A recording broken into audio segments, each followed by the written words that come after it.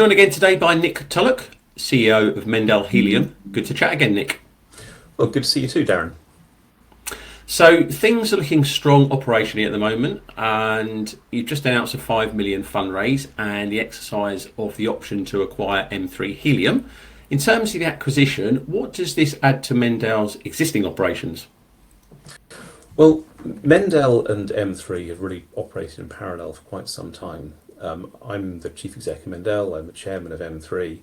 The company's management are the same, the personnel are the same. We've operated as one group. Right. The reason the acquisition has taken a while to come to pass is originally it was going to be a reverse takeover under Aquis rules.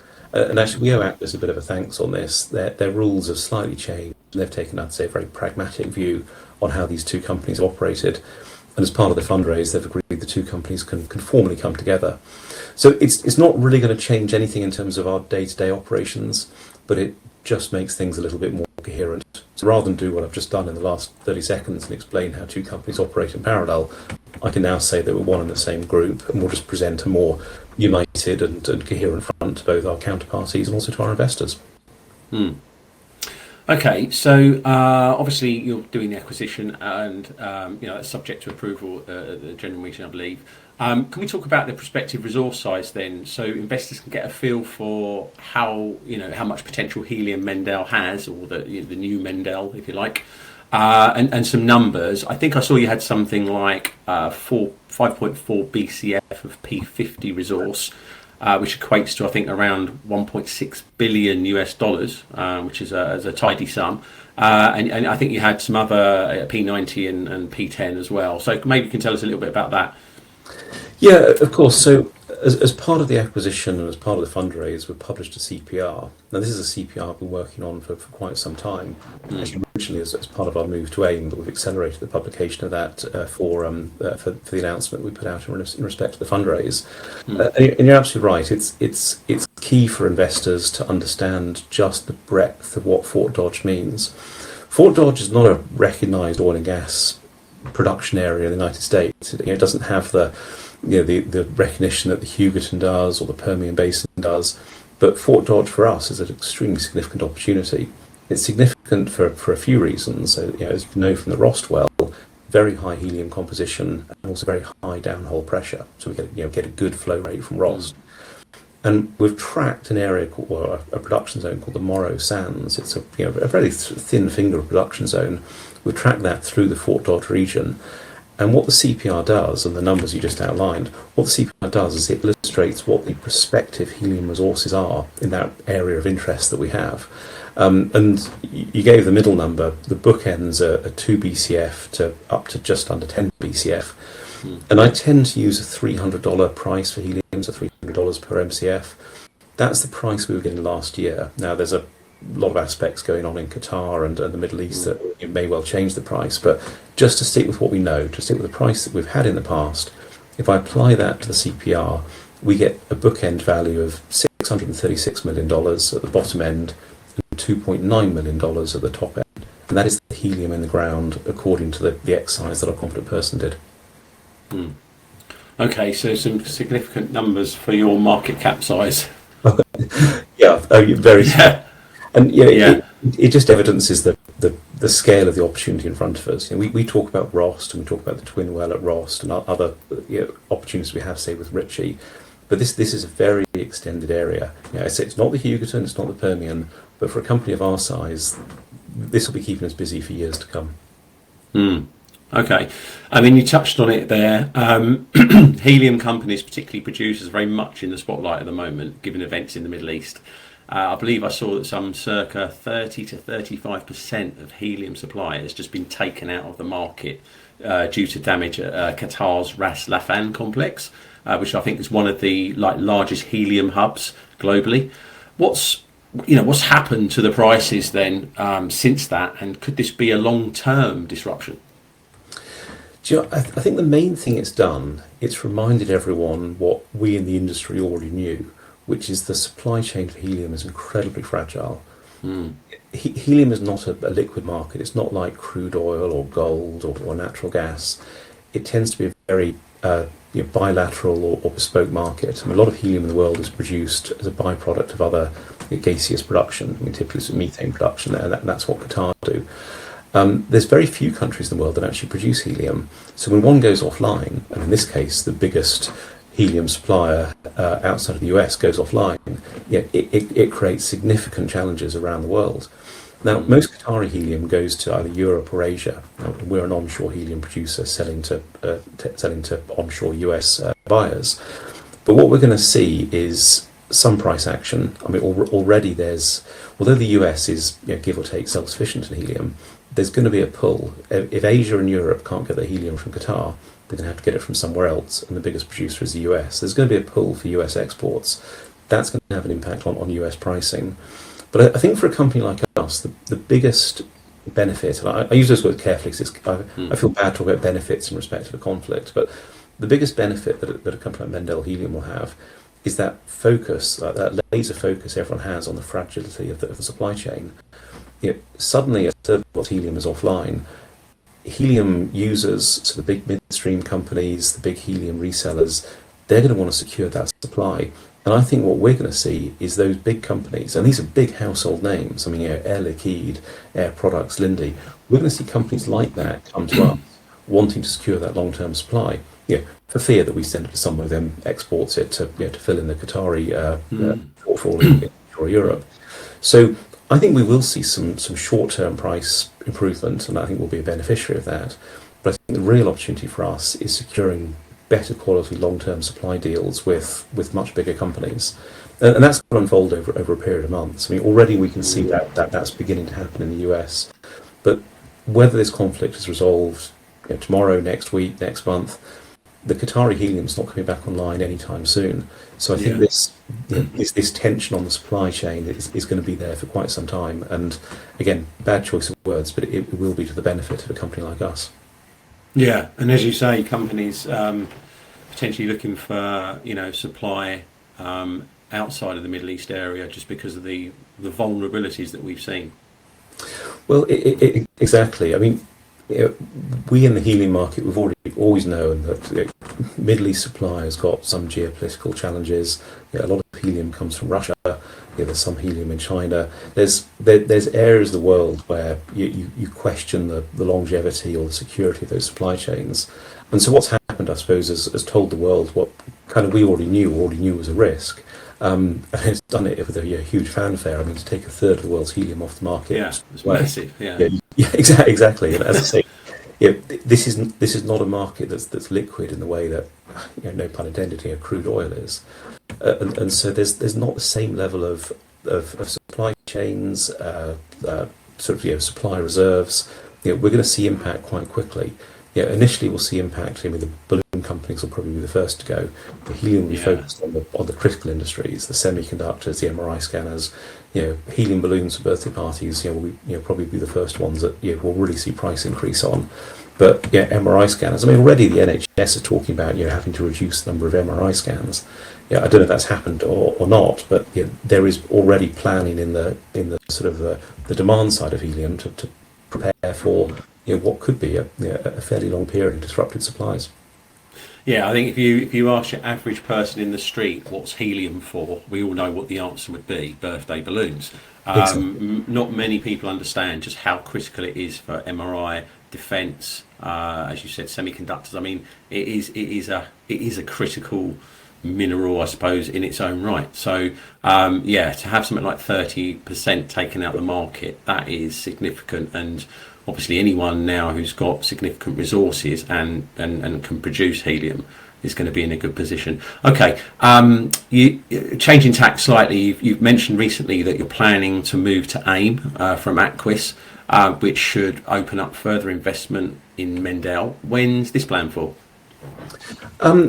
It's planned soon. Right. I mentioned earlier, we're very grateful to Acquis. Acquis didn't have to take the pragmatic view that they took this week to allow us to complete the acquisition of M3.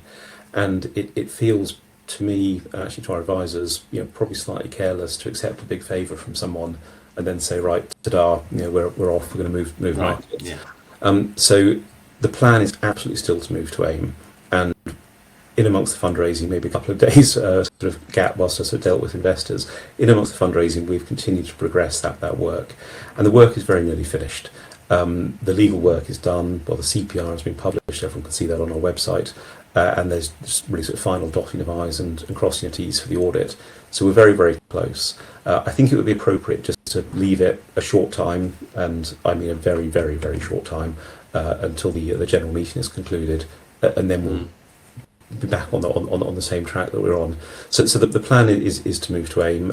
It wasn't really appropriate to talk about it as part of the fundraising, the acquisition, but yeah. Between you, me, and anyone watching this, nothing changes. We have an absolute commitment to get onto AIM, and we'll do that very quickly. Okay, good stuff. So looking ahead, then, what are your plans at Fort Dodge now you've done the acquisition and the fundraise? Or you will be completing the acquisition, hopefully. What are you planning there, and how quickly can you scale up production? So we've had plans in place for quite some time. I mentioned the Morrow Sands being this is the production zone at Rost, and this is the area of interest for us within Fort Dodge. So we've already started leasing land. We have 2 leases in particular called Enlow and Bloomer that are just a few miles north of Rost. And we have a joint venture with Ritchie Exploration for a well called Schneeweiss, which is just south of Rost. And if I was to draw them all on a map, you'd see a very sort of clear line between them. This is the line in which the Morrow Sands travels up through Fort Dodge. We're already looking at additional land to lease, but the fundraise of £5 million, that gives us the ability to drill 4 new wells, so 4 completely new wells, let's just say for present purposes 2 on Enlow and 2 at Bloomer, recomplete the Schneeweiss well, which is the JV with Ritchie, and install all of the surface facilities and operations we'd need for Enlow and Bloomer, if those are the 4 new wells. So the objective of this fundraise is to look to get to 7 wells by the end of this year. So we already have Rost at Rost 2, the twin well, plus the 5 I just described. And we think we can do it pretty quickly. And I've been talking to investors about a plan to do it this calendar year. And I don't say that with bravado or sort of any sort of unguarded ambition. We've already started talking to people. We already have the land. In the case of Enlow and Schneeweiss, we would have either a permit or a well. So this is already a very well planned out operation. And what the fundraise does is it really accelerates what we already wanted to do. So in other words, the plan hasn't actually changed. The plan's just been brought forward very, very quickly on the back of this fundraise. And the fundraise was cornerstoned by quite a well-known income fund who actually took 2 million of the 5 million we raised. And they are, as an income fund, very focused on... Okay, so you had a single entity take, so about 40% of the raise then? Single entity took 40%. Okay. Right. I know people talk about institutional fundraisers and they use the word institutional quite widely. This is a very, very well-known fund with quite literally millions under management, and they put £2 million into Mendell Helium. Okay, so 7 wells, these are producing wells, right? And this is going to be cash coming straight into the company. Yeah, these are producing wells, not exploration wells. We've mapped out the area. Look, you never know what's going to happen until you go into the ground. But the objective is to drill or recomplete a sufficient number of wells to take our current 2 up to 7 by the end of this calendar year. And as a result of that, there will be, we hope, a very significant revenue stream, and the income fund is clearly hoping for a very significant free cash flow that can be turned into a dividend. Well, you just lead me on to my last question, actually. You mentioned in your recent announcement that the company intends to pay a dividend going forwards. An amazing thing, really, for such a small market cap company, but obviously it's great, if you move into cash flow and you can, cover your G&A and your OPEX, and then you have some left, you can give that back to investors. Obviously, that's a good thing. When could that happen? And are there any caveats around that? There's always caveats. We can't really sort of make predictions on how quickly the wells will be drilled, will dewater, will produce. We obviously have our own assumptions. I'm generally saying 2027 is the year that we would look to join the dividend list. The caveats obviously are based around the success of the wells and the speed of the wells. But this is again not a frivolous comment. We've modelled this out very carefully. the plan for the development of Fort Dodge is not a new plan. I mean, it's accelerated. I mean, it's really accelerated, as a result of this fundraise. Yeah. And as I said before, we're drilling production wells, but this is not an exploration play. You don't know what you find until you go into the ground. But this is a plan to repeat what we've already done at Rost. And the Rost 2 well, by the way, has gone extremely well. It's still in the process of being completed, but everything we've done so far has been under time, under budget.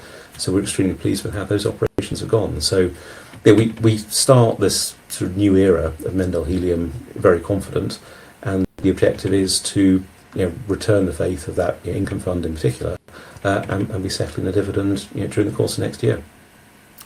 Yeah, and I mean, you say about getting up to 7 wells there. I mean, like, obviously, you start thinking about paying a dividend and what have you. What about growth as well then? So, like, is 7 wells your limit, or could you be, with the acreage you've got and the capability you have, could this be scaled up to 14, 28 wells? Well, I mean, is there a plan there too? Yeah, there is.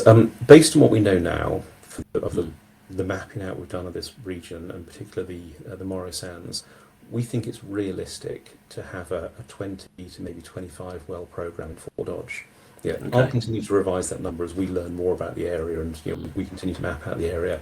But just for present purposes, we think 20 to 25 is a realistic target. So, the growth story doesn't stop when we drill that 7th well. What we're saying is that 7 wells, assuming they all go to plan, gives us that critical mass and free cash flow where we can start returning something to investors. But we are going to continue to be a growth stock. And we like the idea of being that hybrid where we can return some income to investors, but we'll continue to reinvest. And the objective is to get to that 20 to 25 number over a period of time. So as those wells come online, they will, again, assuming everything goes according to plan, they will become cash generative to the company. So we'll start recycling some of that cash into continuing to expand the business. And we'll see how that will unfold towards the end of the year.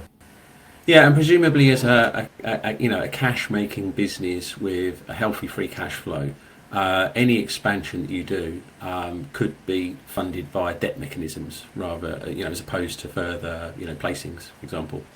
Do you know what? We've already had 2 approaches on debt. We don't tend to talk about this very much, but I don't know, debt providers are, I suppose, more forward-looking than oil and gas producers. And we have had people come to us say, look, if you can repeat what you're doing, then these next wells can be funded by debt. I don't want to look too far into this. We've not talked terms or arrangements. These are just approaches, and we've said, thanks very much, and we'll consider it and get back to you. But you're absolutely right. If you can start getting some predictability in wells, and if you have 5 or 6 or 7, and you can see some commonality between them, then you get into the position of saying to a debt provider, well, actually, we can with confidence say, well, the 8th, the 9th, the 10th, could be fairly similar, and therefore could support a debt repayment. So I'm talking as of some months, maybe a year into the future, but it's... Yeah, I mean, that's why I raised it. It's just that, companies that get to your juncture where they actually start producing money, they have the opportunity then to go down the debt road. And obviously, they can service that. And it just means that it's an end to dilution. And I think that's one of the things that, retail investors, institutional investors are all looking at. Options down the line. Exactly that, and we'll be fairly cognizant of how the wells perform and what our financing requirements might be. We also have local US investors who are keen to back us on wells. I don't want to overplay that because we want to control our own wells. We don't want to be selling down more than 50% of a well. But alongside what we might raise in London, or what we have raised in London, we also have that ability to draw on US investors who have some very attractive tax benefits, by the way, if they back us on individual wells. And that's a different category of funding altogether to equity or debt, but it's another optionality as we continue to expand. And I always think there's an element of land grab. We need to make... what we do is quite visible. We have 4 big water tanks by the side of the road. When you drive past a Mendell Helium well, it's not just a nodding donkey. There's a big facility, there's big water tanks. People stop. That's a bit different. What are they doing?